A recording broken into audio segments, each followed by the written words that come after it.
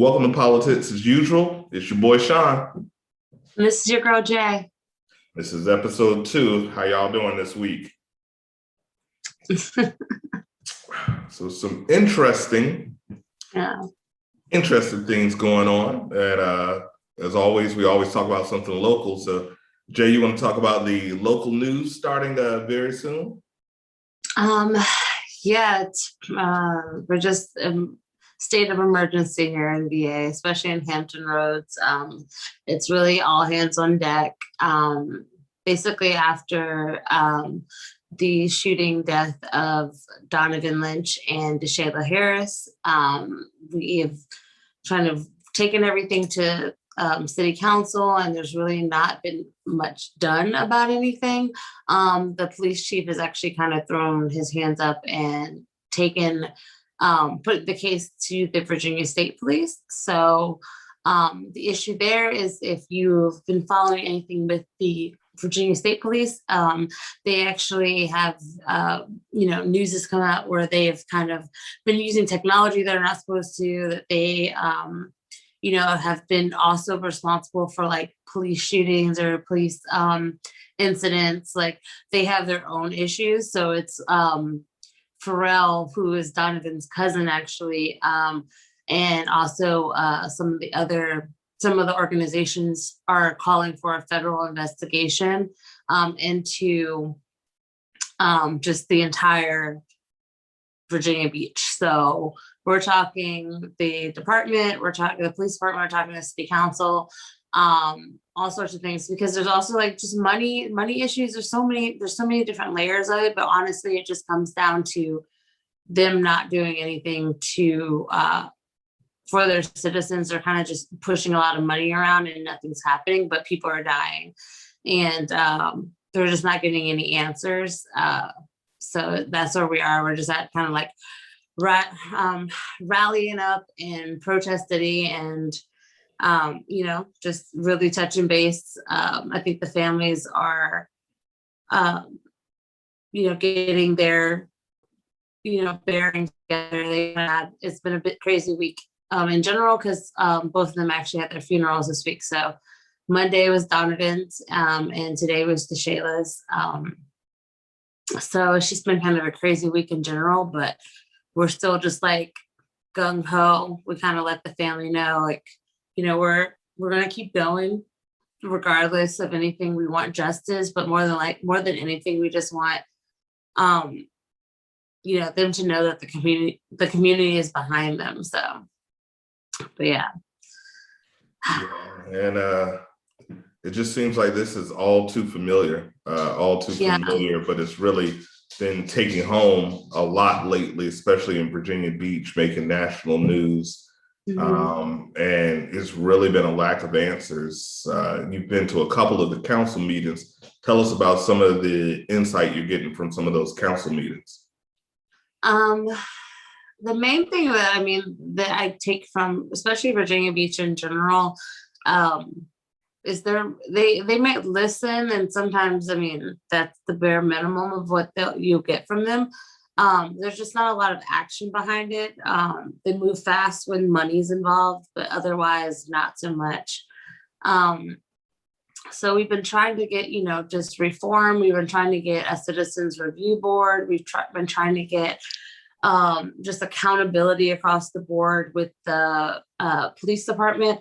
And it's just kind of fallen on deaf ears. And now it's just kind of in a pickle right now, just because of the fact that, Pharrell is the person that brought something in the water to the oceanfront. And that's a huge, was a very huge, lucrative deal and situation. So it's kind of crazy.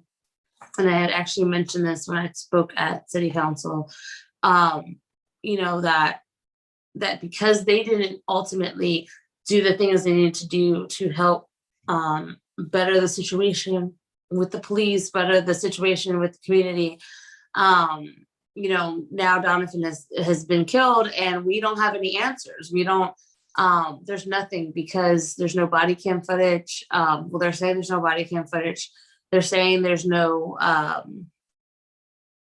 no cameras, no light poles, no anything like that, which is, it's just crazy because again, there's been millions of dollars put specifically for body cameras and security cameras just at the ocean front, which is like maybe like it's not, I don't think it's 10 miles. And I don't think it's I really don't think it's 10 miles, a stretch of land, less than that. But you know, because of that, they, you know, they shelled so much money out there. So it's like, but we have nothing to show because in all actuality, those cameras and everything were supposed to be there for a situation just like this. You know what I mean? Like someone gets murdered, you know what I mean? You want to be able to figure out what happened. And especially where all the tourists are there and where it's your biggest moneymaker. And then not to mention Virginia Beach is like the biggest city in Virginia, like period. Like it's just, plus we have the military based aspect of it. Like there's just so much going on there.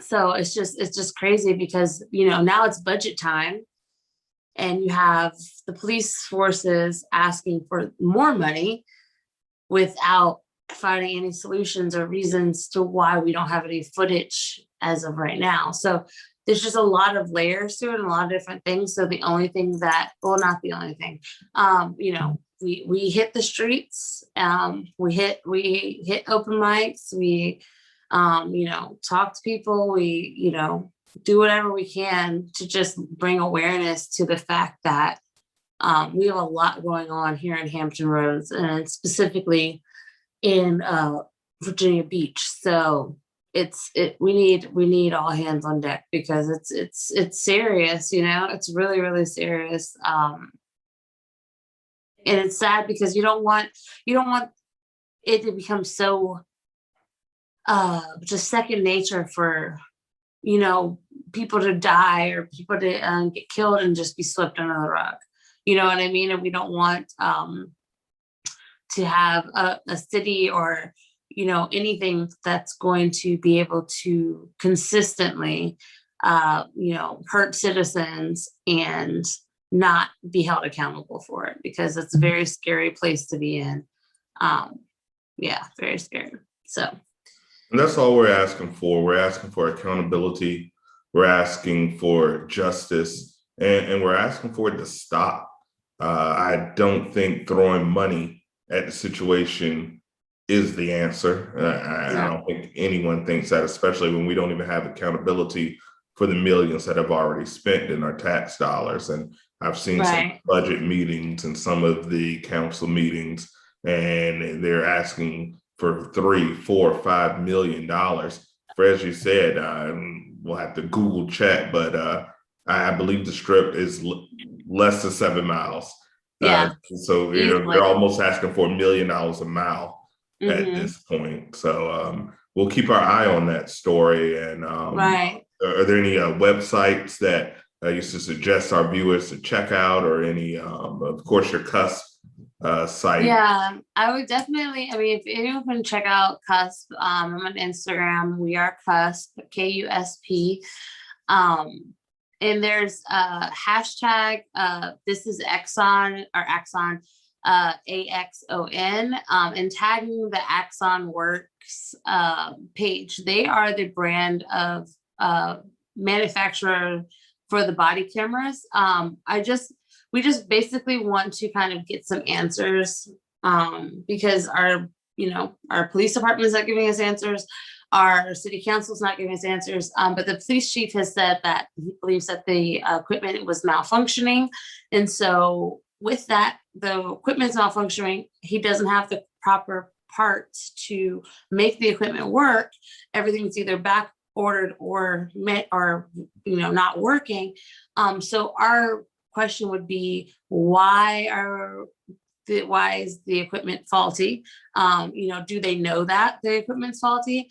And then then the question would be to the police forces, like, why do you consistently keep buying from a company that gives you faulty equipment? So there's a lot of different culpability aspects of it, but by tagging them in any information that you find or post about Donovan Lynch or DeShayla Harris, it'll show up on their page, and hopefully it will, make them aware of what's going on, if they aren't already. And maybe we can start getting some answers, because we all know, capitalism is what it is, and no one would want to be associated with something if they aren't, responsible. So, whatever the case, whatever we need to do to get answers for these families is really, really important, because right now they don't really have very much to go on. So, but definitely we are K.U.S.P at Instagram would be good. And prayers up to both of the families of the victims of this horrendous crime. Now on to some lighter news. The governor has signed something that I know many of people have been waiting for some time. July 1st, it was originally scheduled for July 1st, 2024. I never quite understood the motivation behind that, but it's been moved up to July 1st, 2021. Mm-hmm. And in our great state of Virginia, the first Southern state. Am I doing it? I think it's right. I don't know. So I'm doing it right, but it like inverts everything. So yeah. If I've offended any gangs by my lack of coordination, please forgive me. I'm a citizen. Right. Like, I swear I got it right, guys. I swear. We're wearing gray and black here, so we're innocent. But July 1st, it's going to be legal to grow up to 6 plants, I believe. Four plants. Please don't do 6. 4 plants, and able to have up to an ounce of marijuana. And hopefully it's going to go deeper, where it's going to be recreational, and it's going to have, more importantly, a sponging of the records of so many people who have been incarcerated, who've had their lives ruined, who have been judged and got criminal records over a plant. And regardless if you decide to use the plant for municipal purposes, recreational purposes, or not use it at all, it is a plant. And the studies show that the whole prohibition of this plant was built out of racism. It was built out of ignorance, and reefer madness is not a thing. It helps far more than it hurts. So I'm very happy to see Virginia become the first Southern state to pass this law, and hopefully we can have the end of federal prohibition. And more importantly, we can see some type of economic plan to help the people who have suffered from this. What we don't want is to see it become legal across the country, and the first people to profit off of this are the Philip Morrises and the big tobacco companies and the corporations. We don't want to see cool filtered weed at your local store. We want to see the people who have been punished for this to have the first opportunity for economic growth. They know how to do it. Obviously, they didn't know how to not get caught, but they know how to do it. Right. So I think that's something that we should really see. And as it goes, we'll be bringing more of that story to the forefront. In sad news, we had a Prince die today, a legend, an icon, a king almost, DMX. We're not talking about Prince Philip. Rest in peace, Prince Philip. But the sad news, he had overdosed, reportedly, allegedly, and had been in a coma, and stories have gone back and forth. Whenever these things happen, we see it go back and forth between false news and people trying to get ahead, to get the story first, but it has been confirmed. And Jay, do you have any stories about, I know you're a little bit younger, but do you have any stories about DMX, any fond memories? I think going through his catalog, because I got Tidal. Yes, let me get in there, Tidal all day.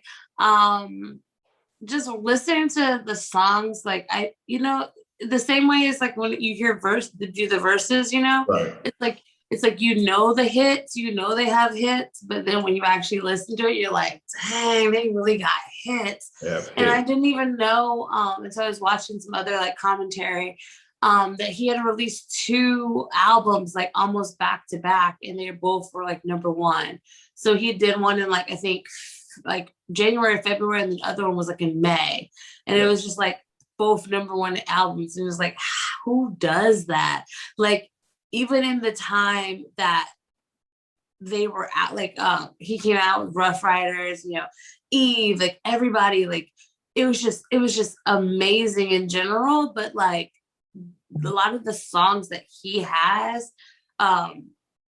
is just like kind of timeless. Like, you know what I mean? Like, you can put them on and like you still get that same vibe. It takes you back, like all that. His voice is like, you know, it's very just infectious. Like, you know what I mean? It's very unique and infectious. So it's definitely a loss, you know. May his memory forever be a blessing, because it's definitely a loss. I know his children feel it. I know the fans feel it. But I mean, for you, I mean, what were you like? You was like 35 when he came out. So kind of. I was not 35 when he came out. I was 17 when he came out.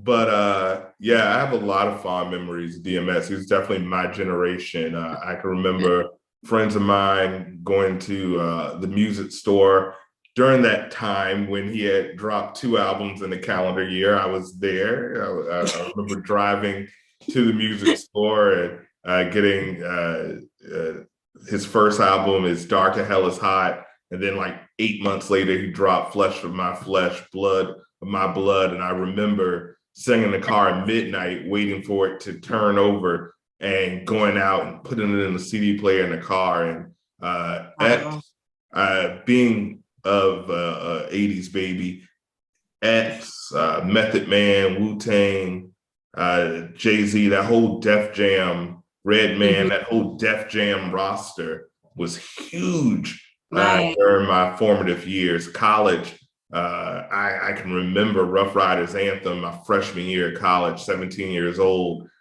sneaking into a nightclub and, you know, my crew goes. So, and then with the verses, I'm really thankful for that platform because it gives people their roses while they're here. I said that too. I was thinking that too. Like, yes, one he he got to had do with Snoop his. Dogg was epic. And Yeah. I think it holds the record or at least top 2 for viewers. And when you start going through those hits, you remember like, wow, this guy was a superstar. At one time, from probably 1998 to maybe 2000, he was the biggest rapper in the world. That's it too, because you can tell, you can be like, oh, whatever, okay, great, he's got hits, okay, such and such has hits. Yeah, but even like being up against like a Snoop Dogg or something, Snoop Dogg is still releasing music. Absolutely. Like, you know what I mean? So like, to say that he has hits, okay, great, and that he can size up against Snoop, that's great. But just the amount of time frame that he created that much amount of music, right? You know what I mean? It can still go toe to toe with you because it's good. It wasn't crap. So that means like he was putting out solid pieces of work in this time frame. Like, that's great. That's crazy. Masterpieces. Because if you think about it, like I said, Snoop has had #1 hits. I saw that.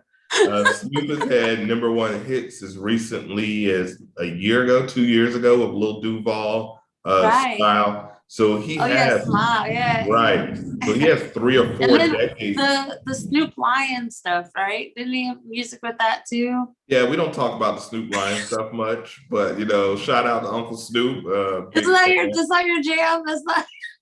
But yeah, I mean, the fact that X was able to go with them, with really his prime was from 1998 to 2003, and then because of you know, circumstances, his output dwindled, but he was still hit for hit. The first his first 5 albums all went #1. You don't see that anymore. And just the general content. And the thing that I always thought was special about X it made it, oh, that looks much better. Right? Right. I'm real misty right now. Like, why am Right. I so like That looks much it's like better. I got a haze going on. What is going on? I'm so Purple baffled. haze. But Like, I don't understand. but yeah, X had a legendary career. And what I thought it was cool, it made it cool for a thug to pray. Like Mhm. even for an atheist, his prayers were so powerful. You get He the was the whole feeling. original Jesus Christ. Yes, yeah. He was the original, the thug for God. He was the Right. first thug for God. Absolutely. So he will be missed. Yeah. Rest in peace, Earl Simmons. I'll I probably go yeah. watch Belly tonight or something like that in his memory. Rest in peace, Earl Simmons. What else do we have on the agenda? So Chauvin's going down. Mm. Chauvin's going down. Your boy. It's gonna oh yes, he is There was going some down. damning testimony today. Damning testimony. You were talking about the what the coroner said about his cause of death. When I got the pulmonary. I got the okay, so I know about the time frame because of everything going on with like the funerals and stuff. I've been kind of out of the loop with the trial so much, but I did know I remember Chauvin said about the doctor that testified the doctor testified said that he was putting force like over 3 minutes past the time frame that not even that he needed, right? Because we already know that like he was done. He was Right. he didn't need any more force put on him, right? He was apprehended or whatever. But he choked him even longer than his body had oxygen for. Like literally he choked the oxygen out of him. Like that's insane to me. Like that's it's chilling, and I'm at a point where I'm baffled that people are still questioning.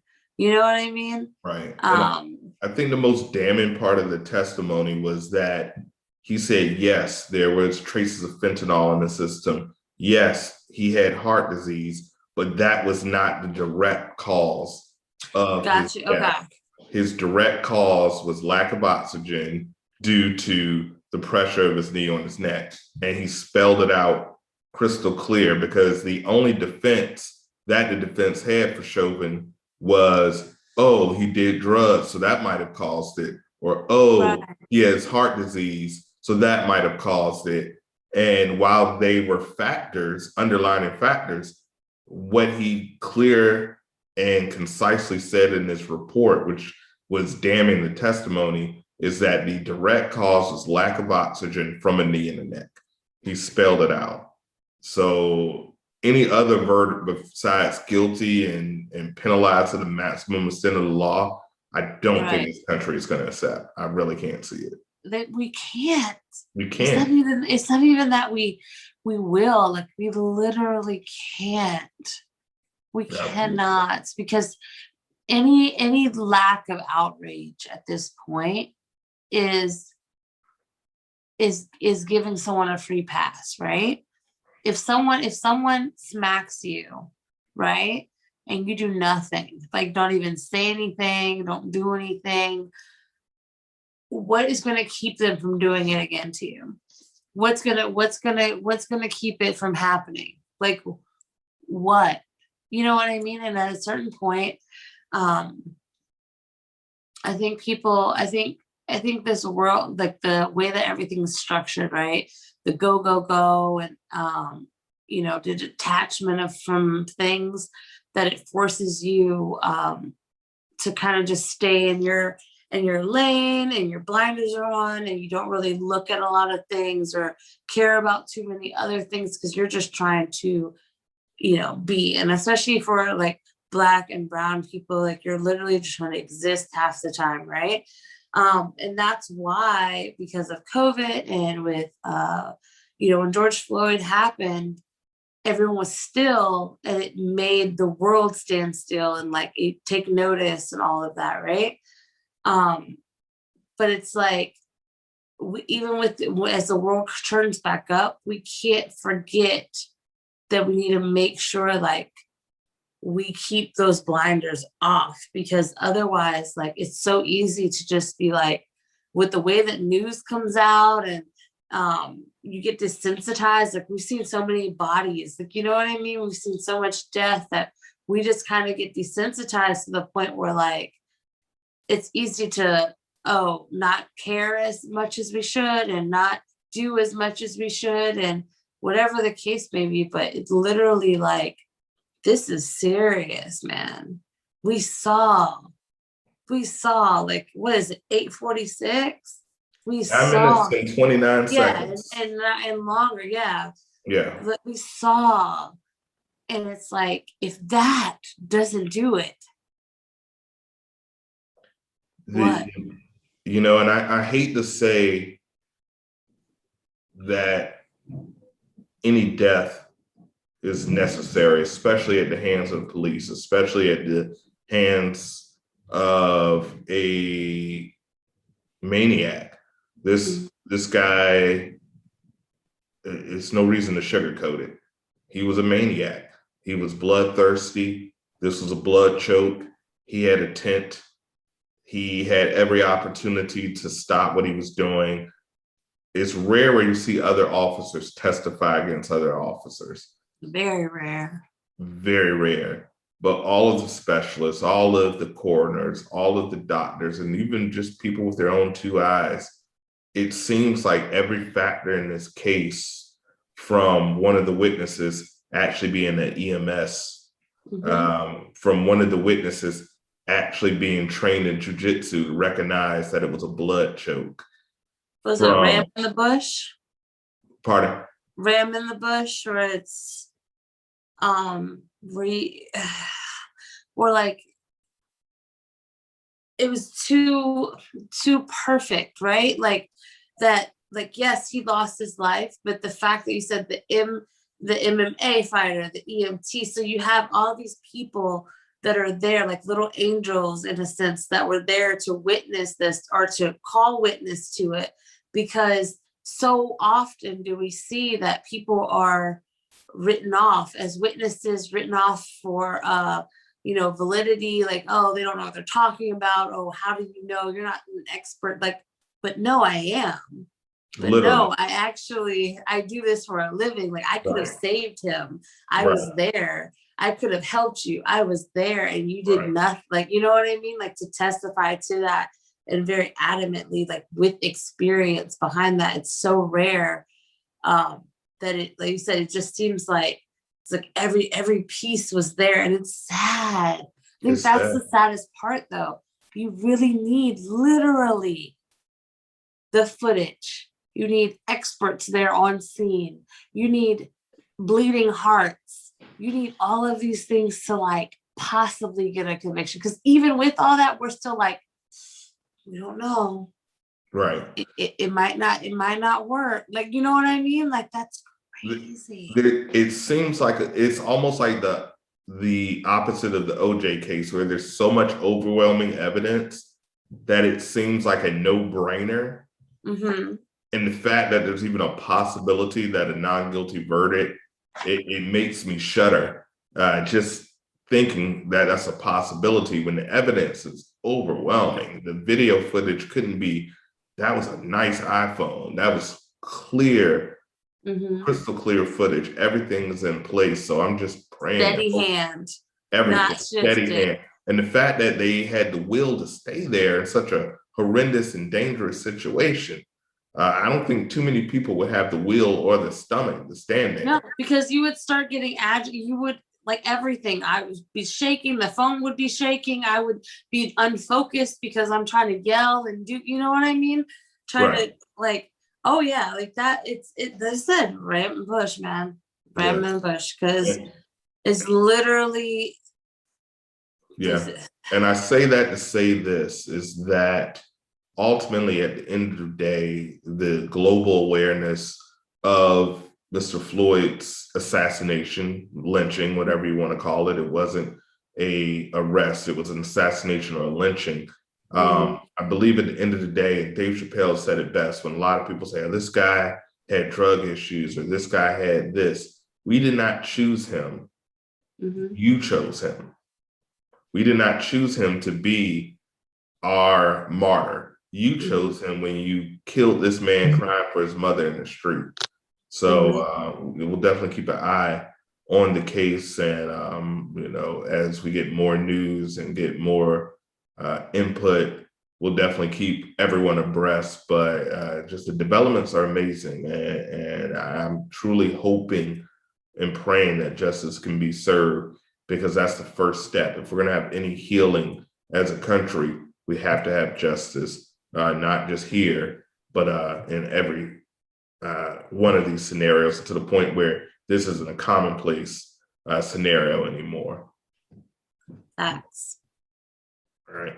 So I have my vaccine card somewhere, but Georgia, some people won't be getting any vaccines from Johnson & Johnson in the good state of Georgia. And this is I will be the first to admit that I went back and forth about getting the vaccination, not because I'm an anti-vaxxer or I believe, you know, the measles vaccine and the mumps vaccine and the polio vaccine weren't effective.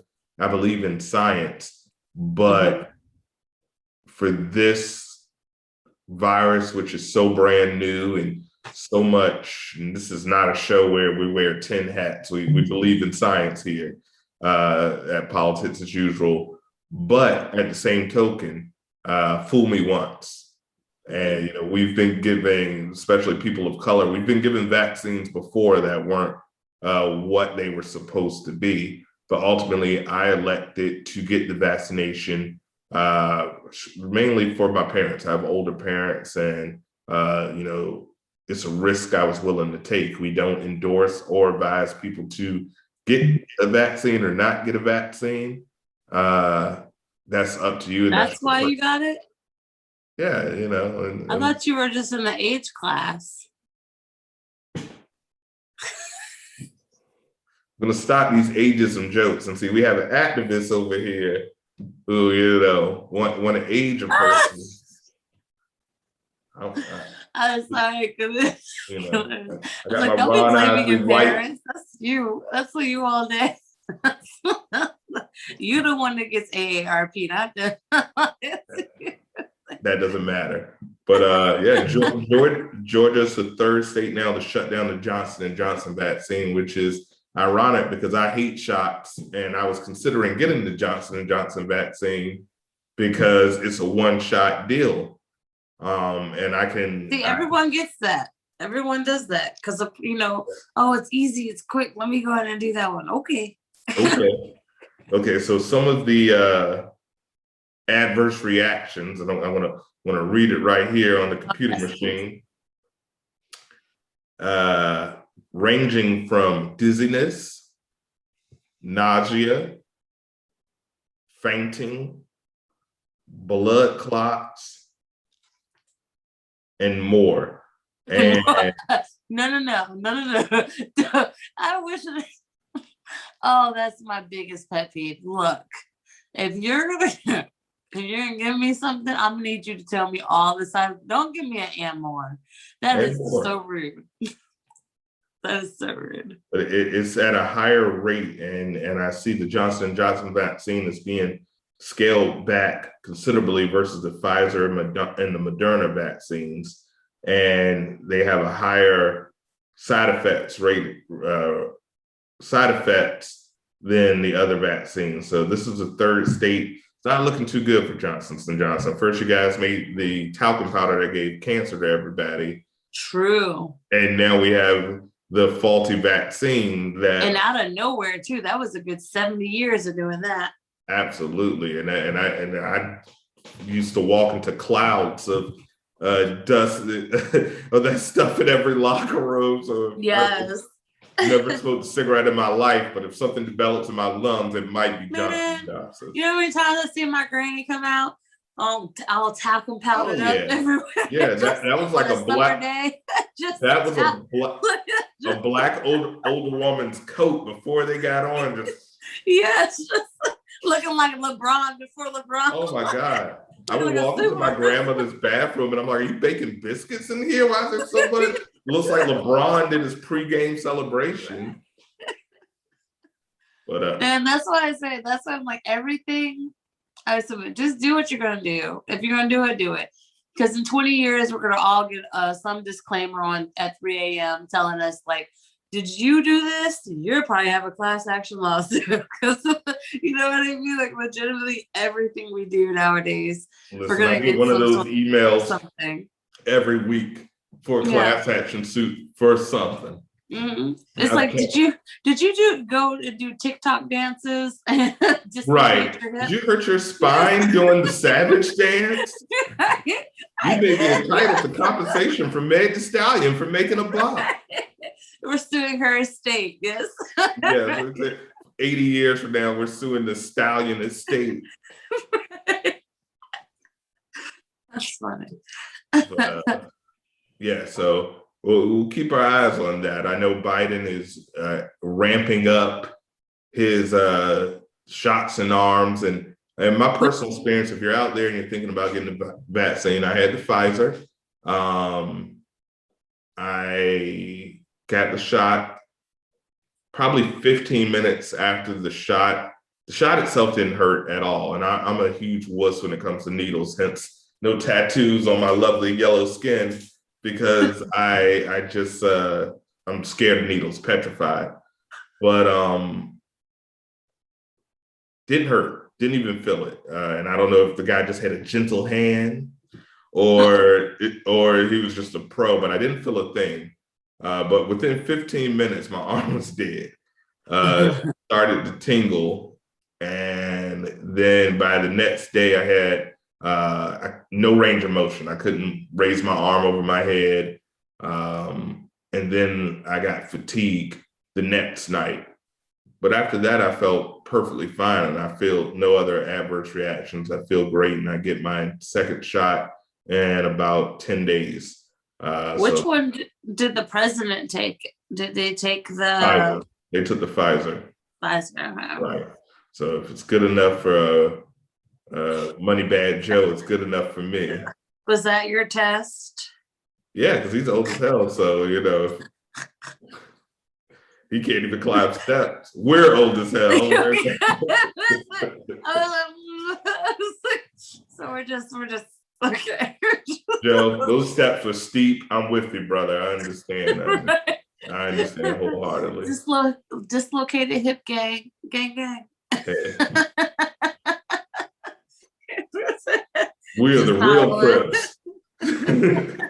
We're the real Crips because we can't. Real life. Absolutely. But anything else going on in the world? I have a question. What you think? Okay. So like the question came up, you know, because we also, you know, a year after like Kobe and everything. I know it's like April now, but still. But you know, with all the news with DMX, it kept going back and forth. So what do you think about how like quick we want information? You know what I mean? Because I feel like it's like a blessing and a curse.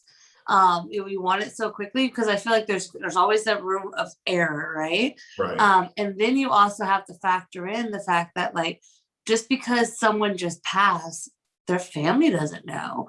And Right. that was the case, and especially in like you know, with Kobe, like Vanessa found out that everything happened through an alert on TMZ. Like, right. That's crazy. You know, that's kind of really, really crazy. Yeah. But yeah. I think it's disgusting. And I am, you know, I was a mass communication major, studied journalism in college and high school. And at one point, journalism was about being accurate, not being first. But unfortunately, the days of the Tom Brokaws and the, you know, journalistic integrity, and anybody can be a journalist. It was a point where there was 3 stations. So if you were on CBS, NBC, or ABC, and you were the anchor man, you were the gateway of the news for the entire country. And now we're in the TMZ generation where there's a million outlets and then there's another 10 million independent outlets. This is an outlet for news. Anybody with a camera and a laptop can be an outlet for news. And you don't have to be accurate. You don't have to be right. You just have to be first. So, because you can always put a retraction, but you can't retract those clicks. Right. So there has to be, especially when it comes to death, and I talked about it earlier, this is at least the third time in the last 2 days that I've heard he's passed until it's finally confirmed. Right. And because I had just posted like I guess this is manager saying like, oh, like, no, guys, please stop doing it. And then plus he has like 15 children. So even if something was being finalized, like they have to tell all the kids and you know what I mean, all the family. So it's just like, yeah, even when I was actually at the funeral today when that news broke, and I was still like, oh, okay, is it real? Like, you know what I mean? Like questioning that because you don't know, because again, it's like kept going back and forth, and I'm just like, okay, officially, like, okay, but it's like I can imagine like as a fan, someone on the outside, like how emotionally of a roller coaster like that was. So I can only imagine actually being a family member, especially like a child or even a significant other of a person, and feeling like, okay, all this news, because then you also know with like phone calls coming in, because everyone wants to touch base, and all this stuff. So you're just like, bro, I'm just trying to like exist right here. You're sitting there staring at the man, then news is breaking that he died. Like that's just like, what? This is like crazy. I think we have to ask more from the media. We've asked more from our politics. We've asked more from corporations. We've asked more from actors, from singers, from entertainers, from basketball players, from politicians. But the media gets a pass for some reason. And I think people are gonna have to what? I said, and the police, but okay. But the police get an ultimate pass. That's a whole nother story. I was like, we get on that. We can do episodes on that. But yeah, I mean, the media has to be accountable, and not just only accountable on what they report, but be accountable on what they're not reporting. We saw it with those shootings in Virginia Beach. The story changed 3 times in 24 hours. Very much so. And there's only one truth. So I think it's more important, if you're going to have journalistic integrity, to do your research, do your due diligence, actually do your research and get it right before you go in the air. Right. Like, period. And that's, I think even so, like, it's a difference. It's the same, but different. But I think especially with the media, with dealing with like police situations, it's always ironic to me. It's like we can fully acknowledge that we know that police like lie on police reports. We can fully acknowledge that, like, there are some bad cops, like, you know what I mean, if not all, but so we can say at least some bad cops. We can say that, but for some reason, when the media is dealing with police, they constantly take their word as bond when they're talking about someone. So then you have those false narratives that get put out there about someone, about, oh, this person was gang related, or this person had a gun, or this person, whatever. And it's like, why do you never check and get witness to whatever they're saying? You know what I mean? Because it's not always the case. And I'm sure like anybody that's ever been to court for like a ticket or something has seen it. It's the same thing where like you go up there and the police officer, like outside of just their word, if they may have footage of you, they may not, whatever, but it's literally their word against yours, and you're already perceived to be guilty. So like if you don't show up, if you don't do whatever, you're automatically guilty. And even when you go there, more than likely you could still be found guilty. So it's like literally outside of, even though you have the burden of proof to prove to me that I did something, I still have to literally go through hoops and ladders to prove my innocence. Like, you know what I mean? But it's just interesting to me how just how that all ends up working. But, Well, I think one thing in this country, especially in my generation, being once again born in the 80s, we had Officer Friendly come to our school. We had McGruff, the crime dog, come to our school. We grew up looking at movies like Lethal Weapon, Die Hard, where the road cops were the cool thing. And there is always like a black chief, like, Murtaugh, you can't do this and you can't just destroy everything. And they're like, take my badge and I'll just. So it's almost like we've been trained to think this road cop roughing the person that they're arresting is normal. Cops on for what, 20 years? And we watched this, and those were the people that were on camera, knew they were being recorded for a documentary, and we would see them rough people up. These stories aren't new.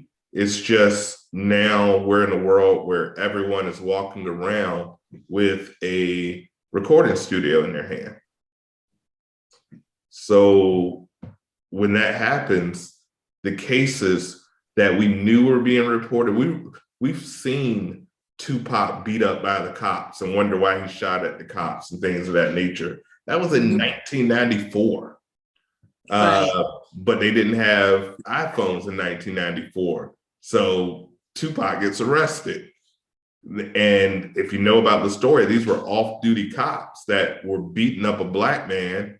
And all Tupac saw was two white guys beating up a black guy. And he pulled out his gun to help him, not knowing they were off-duty police officers. So these things have been happening since the beginning of time. It's just now it's readily available with a click, and it goes viral and it goes around the world. But the time frame of these stories are 12, 24 hours. And then the next story comes, and then the next story comes. And it's so much to digest. It's hard to focus on one thing, and it's hard to remember. There's so many names on that list for police brutality. So many names. We know the Trayvon Martins and the Tamir Rice and the Eric Garners and the Philip Castillos. We know them. And Breonna Taylors, and it goes on, and the Sandra Bland's. And you can put a list as long as, as long as Michael Jordan's arms, but it's so easy to forget because the next one is right around the corner. The next shooting is right around the corner. And it's, once again, it gives you PTSD if you really think about it. To be a person of color in this country right now is to be in a state of constant terror if you let that get to you. So it's interesting. Yeah, definitely. So your boy Matt Gaetz, Rep Gaetz, nasty boy. He has issues. That man is very interesting. Yes, if by perverted and criminal. Yeah, exactly. Not a synonym for interested. He is the most interesting man in the world. Yeah, and he's still. I just got this in. So he's speaking at a pro-Trump women's group an event in Florida right now. Florida. Can we talk about Florida? Can we have a heart to heart? Get my glasses off. I'm gonna Diddy Florida. I'm gonna get right in the camera. Tell them. What the fuck is wrong with you, Florida? That's all. What's going on, Florida? What's going on? What's going on? Get your boy. Get the Orange Man. Get your boys. Get Santos. Get all of them. What is going on in Florida? I don't get it. They're backwards. Completely backwards. I almost feel like whenever I hear anyone that's very adamant or like gung-ho about like something, just like as much as like a lot of these conservatives are. That's how I know like you're into some grimy stuff because you're just too anti this and that, and you know what I mean, rah rah rah, Right. and it's like you are the epitome. Like you had a whole relationship, my dude.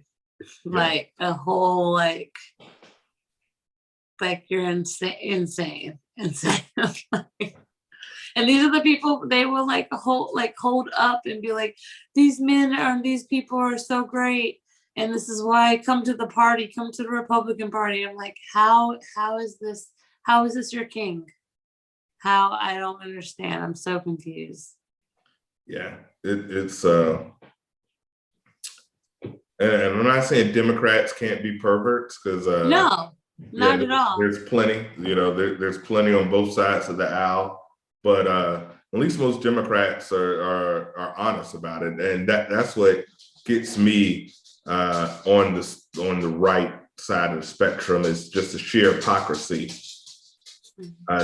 hypocrisy between the two sides on how they're so quick to judge, and then the dirt always comes to the light, and they're always just the most disgusting human beings that everything that you expect them to be, they are and more, as far as just most disgusting human beings on the planet. So Right. Gates, I'm keeping my eye on, but he is bold with it. Most people would crawl in a whole Army Hammer. Have we heard from Army Hammer since it came out that he likes to eat human flesh? It was too much. It was a Yeah, lot. he went in his hole and went away. He just talked As you about being should. cannibal. After you come out as a cannibal, I think the right thing to do is to just kind of fade off into Yeah, so I don't think they'll be doing a Long Ranger 2 anytime soon. Not that we're kink shaming, but we are No, against cannibalism. I just think I don't think that's a fair. I, okay, when he was talking about drinking blood, right? Okay, drinking blood is different to me, and I guess it might be under cannibalism, but I feel like you can I It's guess you can. vampirism. Yeah, because I feel like you can regenerate blood. You regenerate blood, and you're not really taking from the person. But like eating my skin, yeah, I can regenerate skin, but you're still taking my skin. Like, you know what I mean? Yeah, Like a skin graft is still a skin graft. Like you can right. still, you know what I mean? Like, and I said, I'm not like, yeah, everyone. I feel like everyone can have stuff. My thing is typically when it comes to the whole soapboxy thing, where people are like on it. It's usually for me, what I see is very like stark conservative, like very like strict values or whatever the case may be. And then those are the people that you're like, these are the way, and this is how we need to live our lives, and everyone should be forced to live this way. And it's like, but you're not even living that way. Like Yeah. you don't even drink your own Kool-Aid. I don't like this. They don't drink the Kool-Aid, but they do drink blood, and they do eat right. ribs. And Right. but that's funny. I wonder how quick in the relationship does that text come? Right. Does it start with, "Hey, you want to go out and maybe get a cup of coffee?" And then it's like 2 minutes later, "I want to eat your ribs and a nice flambe." His thing was like, it seemed like his tweets or his texts were very much like, well, I'm just kind of into this, this is something I'm into. Are you cool with this? Yeah, awesome. And it almost seemed like the one I was like listened to, like she was like kind of, because I wouldn't take someone seriously off the bat. Like if they were like, yeah, I just kind of want to, I'm just into drinking blood. I'd be like, ha ha ha. And they're like, no, seriously. I'm like, scratch, record scratch. You know what I mean? Like, oh, okay, we're serious. But like after he comes in the bedroom dressed as a mosquito. Right, like, oh, what? okay, you're just, yeah. It's the same way as like someone's like, oh, I want you to pee on me, like up until the point where they're like let's do this, you'd be like, oh, ha ha ha, you kind of laugh. At least for me, no shame, no kink shame at all. Just for No, me, I I'd would never take it laugh. seriously if someone said they wanted to pee on me. Like I said, I didn't know that was a thing until Mr. Kelly. I didn't know that was something that. You're like, that's what I'm saying. You realize real quick, and when you get in seeing people, in their kinks and stuff, or take a dabble into the forbidden folders of Pornhub or something, you be like, oh, I'm real adventurous and everything. And you realize you are regular degular. You are very in the grand scheme of all the Oh yeah. you are a regular degular human. I've come to grips in my life that I am as vanilla as vanilla bean Briars, baby, over here. Yes. I'm regular degular, It's like still ice cream. like it's a great time too, because I'm like on that, those charts where you're like X and Y axis or whatever, Right. like legitimately, like the vanilla like met up perfectly with the age of like I'm cool with that. So it worked perfectly. Like, had I realized the guy was vanilla maybe earlier, I might have done something, but look, I'm good. Right. It is what it is. I'm at the app. It is what it is. Part of life. Yeah, that acts as a guy after about 35, it's just like, Yeah, that was like, good. I'm good. That was good. No, I don't need any rocky road in my life. Yeah, I don't need to. I don't need to. Like, people like the stick through their skin, or they like to, the blood and the everything. That's good. Yeah, I'm good. Okay. I don't even want Kool-Aid spilled in my bed, so I definitely don't want anybody dropping I it. get mad at like crumbs. Right. Like Right. That gritty feeling when the sand you feel, right, you're like, how the hell did I that's get the thing. chicken People wing say, dust in my bed? I know it's off topic, but like, well, it's kind of on topic, but like sand at the beach, like people are like, oh, don't you want to go to the beach? You will be getting sand out of crevices you didn't even know you had for weeks that you didn't know were in the year. Like, do you understand? Like, Yeah. it's everywhere. If it's not on a tropical island somewhere, I'm not really about the beach, and we live in a beach area. This is a right. It's like the Eiffel Tower. It's like right. the Empire State Building, the Statue of Liberty. If you live there, you don't go there. You don't That's go just there. me. That's just my thing. Whatever. When I lived in New York, I did all the touristy things before I moved there, because I just knew I was never going to go and do any of it. And so I'm just like, I just can't. Plus, and it's not to anybody, but like I know what water's supposed to look like. Like it's literally it's not green. Gray. It's not it's not green, it's not gray. Yeah. It's just I've seen crystal clear water, and after you do that, it's hard to go back. It is. It really, like really going is. To I'm chasing a high that it's like it's like having a filet mignon and going back to a steak-um. This is very difficult. It's not very difficult. Right. So, but we are running out of time. So yes. So it was a very, very fun episode, as always. As always. Gang. Remember to like, subscribe, leave a comment. Marz, MARZ Entertainment. You can also please check out Down in the Den podcast, wherever podcasts can be heard. So your Spotify's, your Apple, your Google Podcasts, is everywhere. We have great interviews up there from artists. We had Terry Crews' wife was our most recent interview, Regina Madre. We have a couple other artists coming up. So please check out Down in the Den. Please like and subscribe. And Jay, tell the people what you got going on. You can follow me at We Are K.U.S.P, K-U-S-P. That stands for Keeping Us Secure and Prosperous. You can catch me out on Instagram. You can catch me in the streets. You can catch me. I'm out here. Absolutely. Well, thank you guys. Of course, it's been a stellar episode 2. We'll be back, same bat time, same bat channel, giving you the news. And remember, politics as usual. Deuces.